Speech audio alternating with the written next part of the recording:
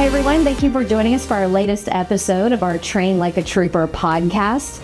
This is another one of our legacy podcasts where we're talking about people who are related on the patrol. We're really excited about our guests today because we have the top dog for the Oklahoma Highway Patrol, Chief Joe Williams, and his son, Clancy Williams, or CJ, as we call him. And so we're really excited to have you guys here today and kind of talk about this legacy and your family, kind of how this came to be. I'm assuming your dad said, be a trooper or else. Not at all, actually. Actually, not at all. So thank you guys. Thank you guys for being here. So let's start with kind of the beginning of how did you get on the patrol, sir, and what did that look like for you? It's not the fairy tale story of, I was impacted by a trooper at a young age and I'd always wanted to do that. Grew up in Lawton, Oklahoma, attended public school in Lawton, Oklahoma, graduated from Lawton High, went and stayed with my grandparents for about 9 or 10 months in San Antonio, and then ultimately went into the United States Navy. After my stint in the Navy, as it was coming to an end, I just made the decision that, look, I don't want to make a career of this.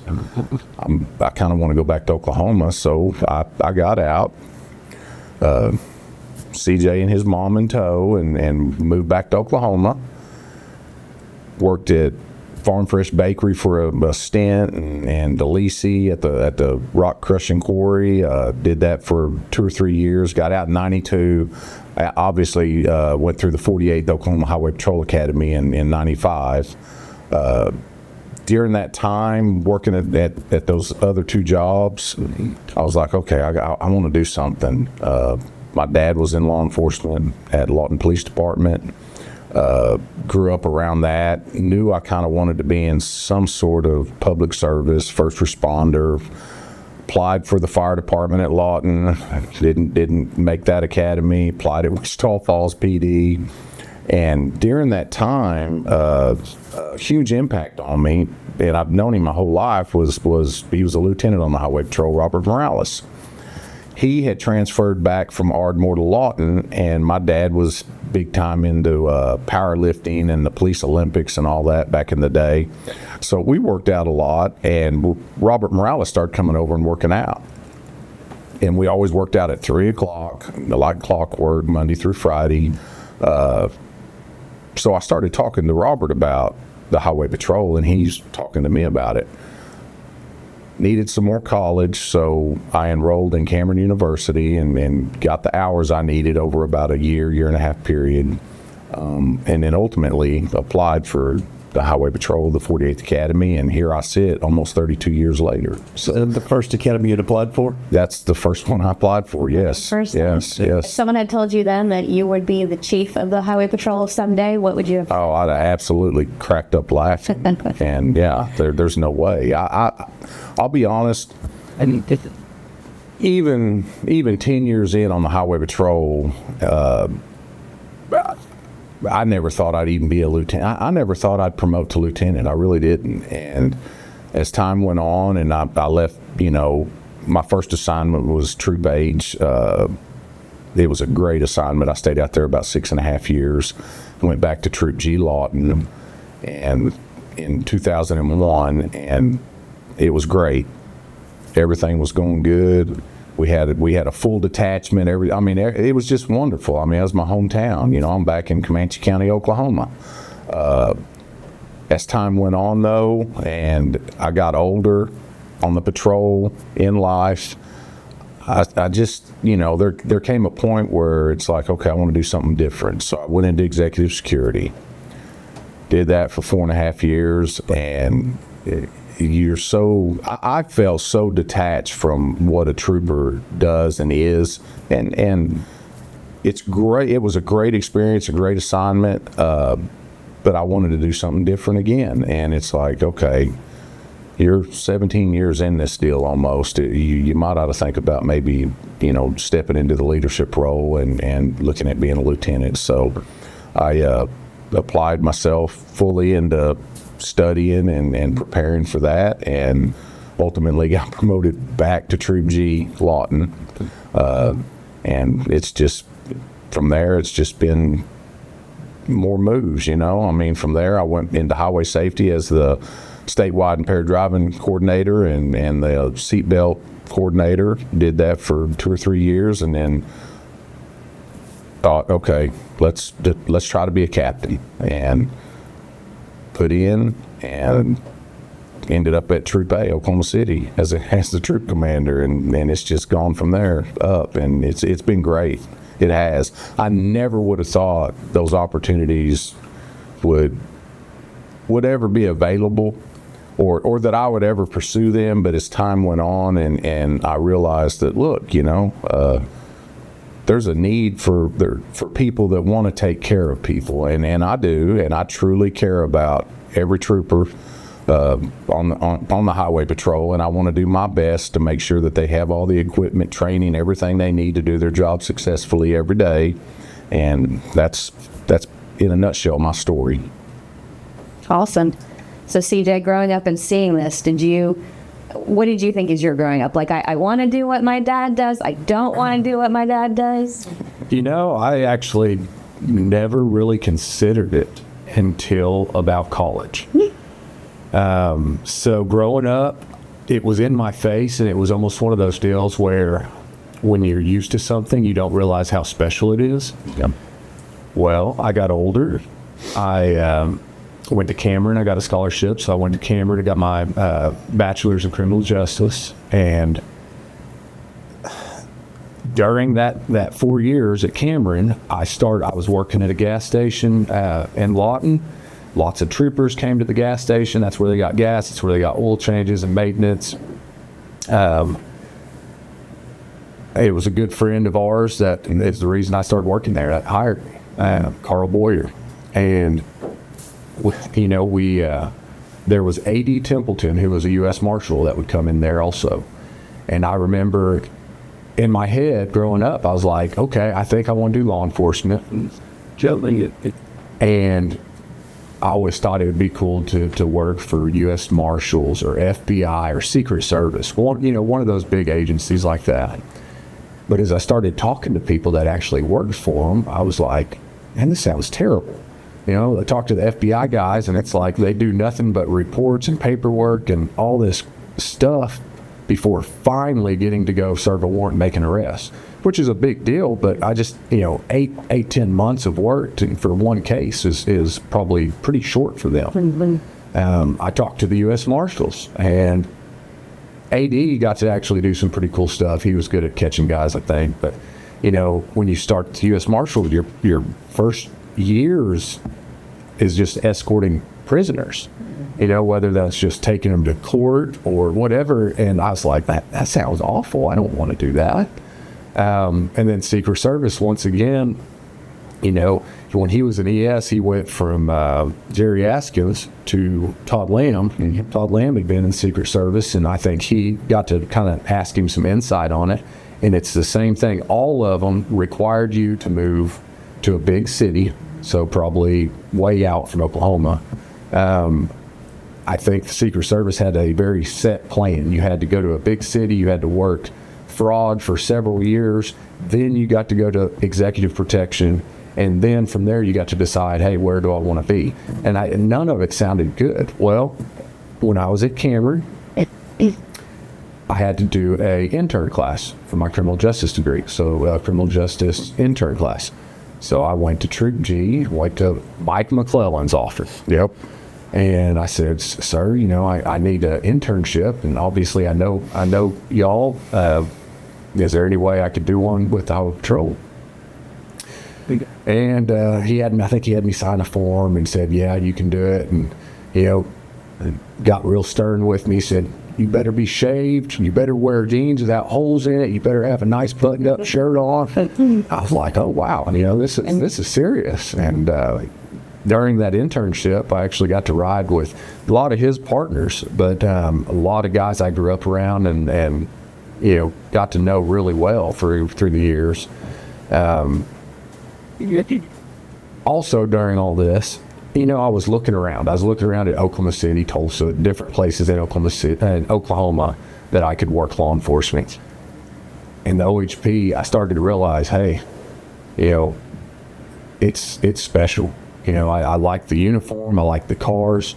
They're professional. They're, you know, everything about them is kind of what I was wanting to do. And so it just all started clicking. And about that time is when I decided, hey, I'm gonna try for this. You know, the other blessing about being an Oklahoma State Trooper is yes, I'm guaranteed to stay in Oklahoma, but I'm also not limited to just Southwest Oklahoma, just Northeast Oklahoma. I can move around a little bit, and that's been a huge blessing in my career.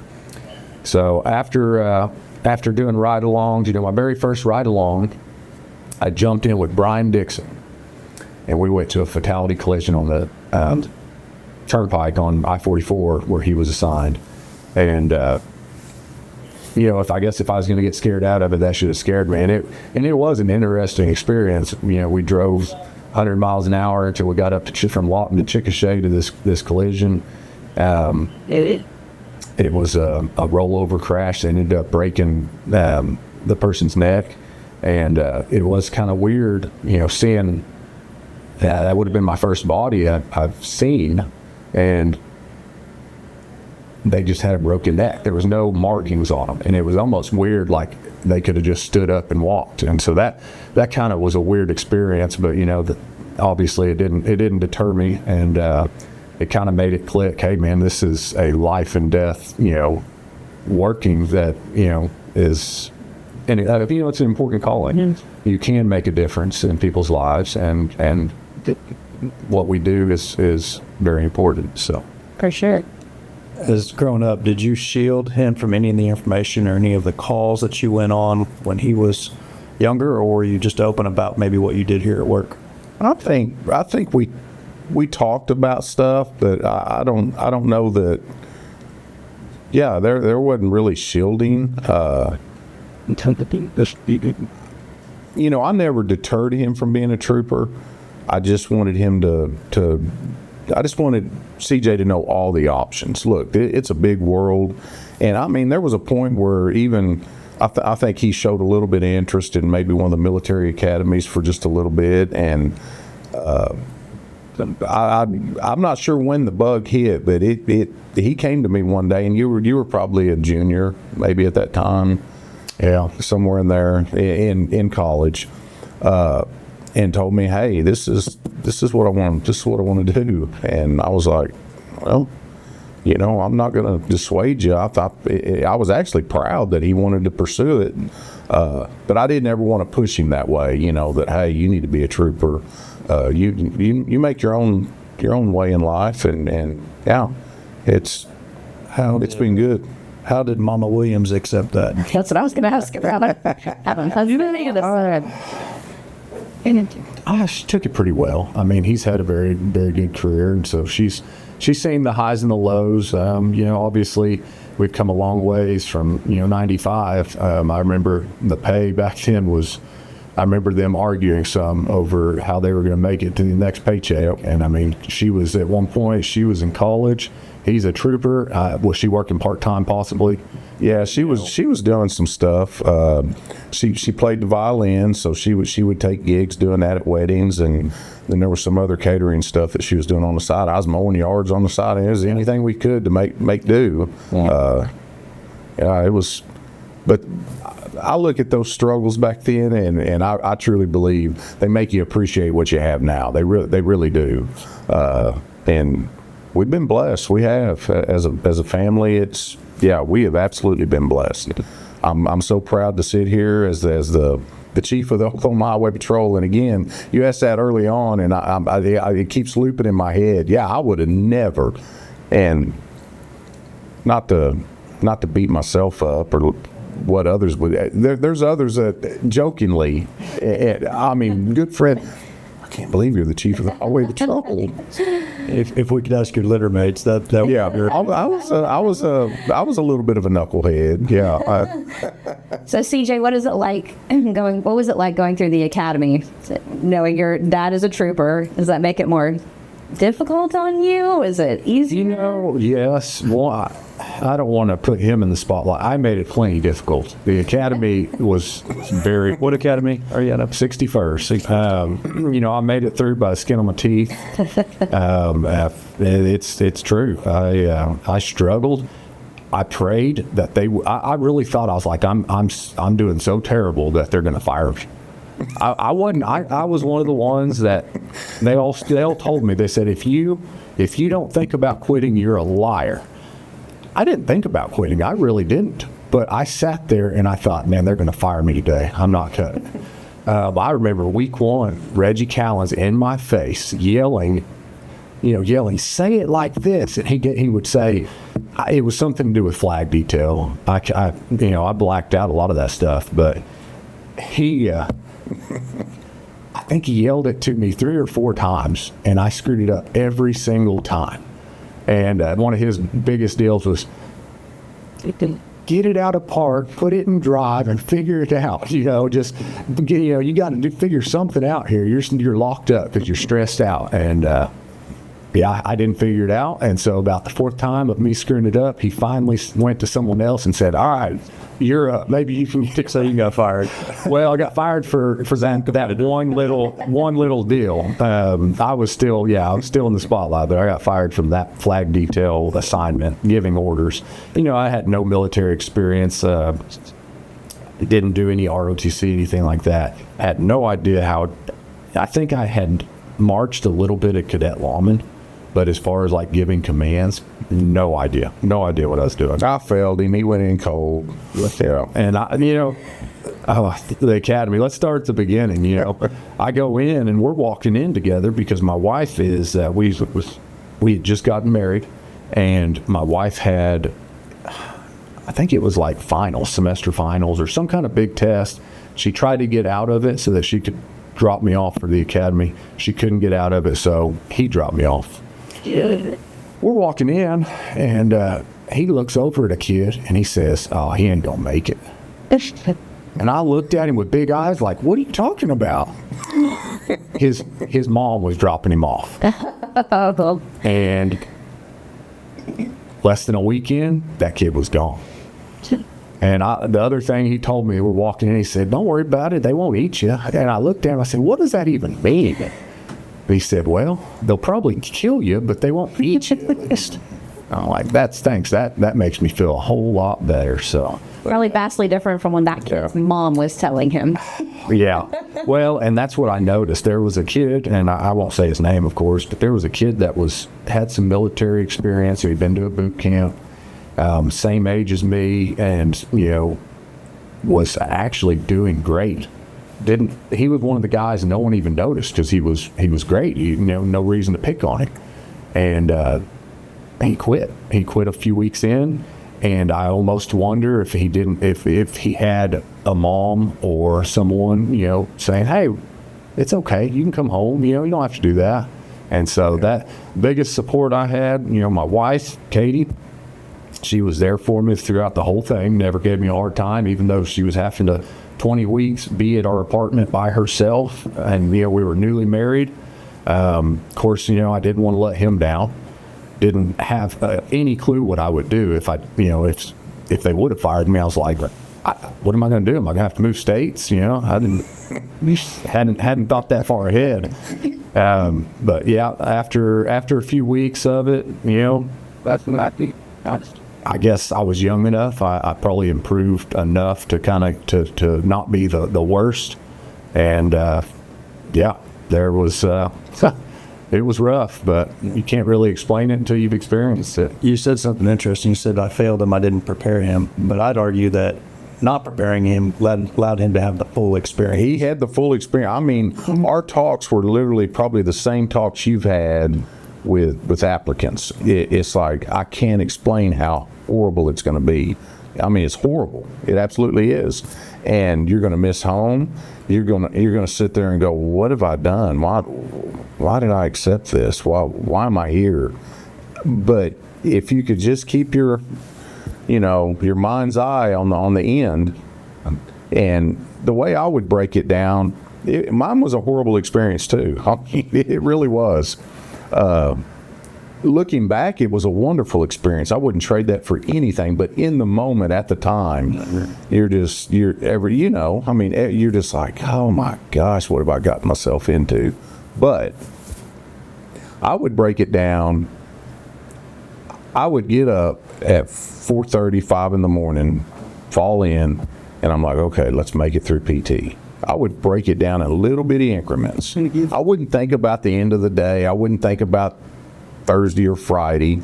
And the 48th was a little bit unique in the fact that ours was 16 weeks. It wasn't 18, it wasn't 20, it was 16 weeks. But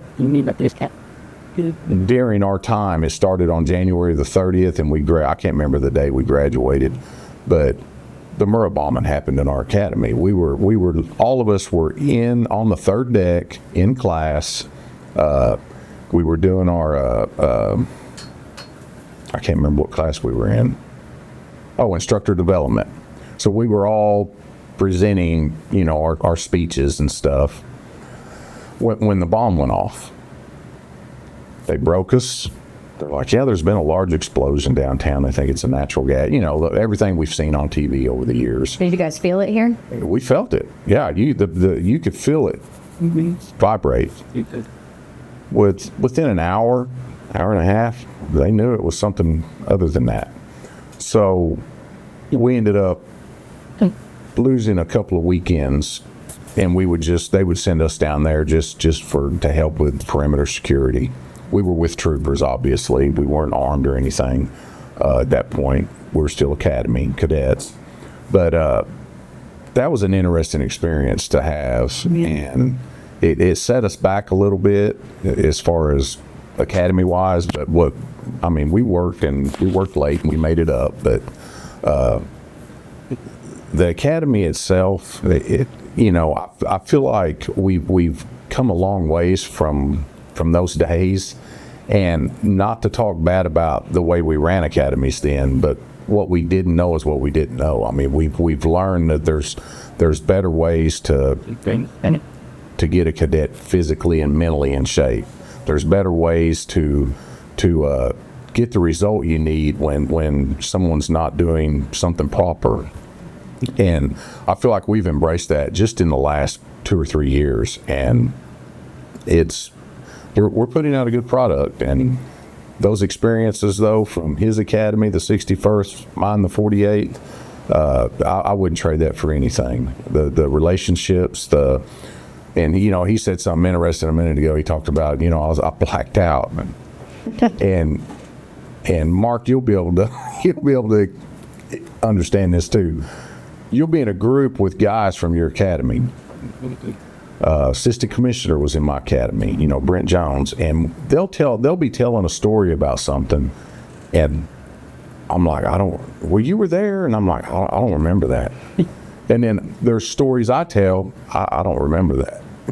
Stress affects you in strange ways, I think your mind is just, okay, I need to focus on what's going to get me through this day, this training experience today, and this week. And yeah, body's natural defense. It's kind of like childbirth, Body kind of blocks that out. Right, everybody says you wouldn't have more than one child. Or you wouldn't have, or right. You're like, I'm done. It was an experience. Yeah. So on your weekends home, did Dad have to say, hey, keep your head up, you're doing good, giving you kind of motivation? Well, he didn't necessarily. He did. One of the best things, I heard him say this several times, is, hey, man, they're paying you to get in shape. They're paying you to work out. Mm-hmm. I mean, how bad can it possibly be? Getting paid to get in the best shape of your life, probably. Absolutely. And so, yeah, I mean, he wasn't wrong. I remember the very first weekend we left. So, I think we went a full month where they only let us out for a few hours to go do laundry. I'm sure your academy was that way too. 4 hours. And that first weekend where you left really late on was it Friday, and you had to be back pretty early on a Sunday. Yeah. And I think I remember Reggie sitting at the door, and, you ain't coming back, are you? And yeah, I guess it's just mind games, I guess that's why they make you, even when you're gone for just 4 hours for laundry, they make you pack everything up. Yep. because it's a mind game. How easy is it not to come back if you pack your bag and you're not committed? It's easy. Yeah. So take us through where all you worked throughout your career with patrol. Okay, so I'm 13 years in. My first assignment was Troop K. I requested Troop K because my wife was going to college in Stillwater. She was finishing her degree. Got to go back to Stillwater, which was a huge blessing. Did not expect it at all. Was there less than 2 years, but close to, before going back to Troop M, Southwest Oklahoma, to be closer to home. So he would have been at Troop G as a lieutenant at that point. So I couldn't be at Troop G. There was going to be a conflict there, which was fine. Where I wanted to go was Chattanooga, Oklahoma, which is right on the line of Troop M and Troop G. So it didn't really matter which way I went. And fortunately, when I put in my letter, I mean, my timeline couldn't have been better. Like, my wife graduated college, and within a month or two after that, during the summer, is when I actually officially got to transfer back close to home. And that was big. A lot of people, they might have to wait a year or two. Unfortunately, one of the reasons was Gary Sanders, another one of his litter mates, was in Tillman County and nearly lost his life. He got ran over in his patrol car, and I mean, it was severe. He nearly died. Career-ending injuries, yeah. It was horrible. And so they went from having 2 troopers, I believe, in Tillman County at that time, to just 1. And so when I put my name in the hat for Tillman County, which it's one of those places, not many people put in for Troop M unless you're from there, obviously. And so when they saw that, the majors, I think, got on the ball and they were like, hey, yeah, let's make this happen. This is going to work out. So, an academy graduated, and I remember giving some of my maps and the stuff to a new guy in Troop K, and yeah, I was moved back to Troop M, and I was there for 8 years-ish. Mm-hmm. And I put in for Lake Patrol, Troop W, and or Marine Enforcement as we officially call it. Mark Smith was on Eureka Lake. He'd had in a letter to go to Size and Weights, Troop S, for years, probably 8 years. I mean, it was a long time. And he started calling because he said, hey, man, I've heard they're thinking about filling a slot in this part of the state, but obviously they're probably not going to let me leave until someone is interested in the lake spot. And so once again, I was very blessed. He called 5-6 troopers in the area, people that would have been eligible for the Eureka Lake assignment. No one wanted it. I was the only one that said, you know what? Yeah, I'll put my name in the hat. Because, who knows? If you don't do it, my thinking was it might be 10 years before that spot came open again. And put my name in the hat. He got moved to S, and I got moved to W. Been there ever since, and I guess this is my 3rd summer I'm starting right now with Troop W. I would say Troop W, you guys have the best job on the highway patrol. Now, you do have to work all the weekends in the summer, but you're on the lake. I would say it really is one of the best. The only downside, and it's a big downside to people who married to teachers or they have a lot of kids in school, is you don't get to take off very much in the summer. So you're working all summer pretty much, and you cannot take off weekends. Yep. And so, you're working weekends all summer. So other than that, that is really the major downfall. And then, we're on call all year round. I think it was not this last one, but the year before, New Year's Eve, we were out looking for a man that ended up drowning at Lake Texoma. Mm-hmm. And so, that was pretty frigid weather that time of year. So, yeah, I mean, you're always on call, even though that's the only other downside is guys that have not been used to being on call all the time, which most troopers are used to it. Troop M was that way. If I was during my work week, I knew I was on call. So like when I went 10-7 one evening, I knew from that time until I went 10-8 the next day shift, I was the guy. I was going to get called if something happened. And that's just the way it was when you only have a few troopers. That's the way the schedule works. Right. Do you get troopers coming to you a lot since knowing who your dad is, like, hey, can you put in a word for me here? I want to go to troop. Yeah, please. not really. And which the few that I have been from friends, and it has been good humor. It's been a joke, and so no, I really haven't had that. Yeah. I, a year ago, I got elected to the president of our Troopers Association, the Oklahoma State Troopers Association, and that's really kept me pretty busy. And you're at the legislature a lot, and Yeah, so I just came off of, today, I'm probably leaving here and I'll go to the Capitol, try to take a few pictures with people. But yeah, they're finishing today. So I don't have a whole lot of reason to be at the Capitol anymore. I'll just be getting ready to transition back to the lake stuff. But yeah, that's kept me busy. yeah. Chief, what do you think? When you look at your son and the career that he's made in the highway patrol, it's gonna be I couldn't- following your footsteps. I couldn't be more proud. I really could not be more proud. Yeah, it's wonderful. And he said it. I've said we are blessed. Just like the badge number. That was my badge number, 777.